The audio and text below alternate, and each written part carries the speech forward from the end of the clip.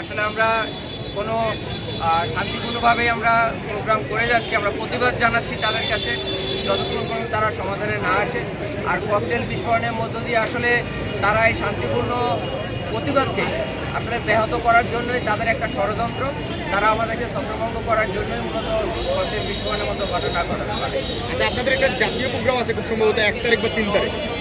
ওই প্রোগ্রামে আহ্বায়ক কমিটি তো মানে যতদূর সম্ভব আমি জানি যে ক্যাম্পাসে ঢোকার কথা, ওনারা প্রোগ্রাম করতে চাইবে। তো সেক্ষেত্রে কি আপনারাও কি প্রোগ্রাম করবেন, নাকি আপনাদের লক্ষ্যটা কি থাকবে, আপনারা ওই প্রোগ্রাম করবেন নাকি ওনাদের বাধা দেবেন? আমাদের সংগঠন থেকে যে ধরনের প্রোগ্রাম শুরু করা হয়েছে বিগত দিনে আমরা ছাত্রদল যারা দেখছেন এখানে তারাই সুন্দরভাবে প্রোগ্রাম সফল করেছি।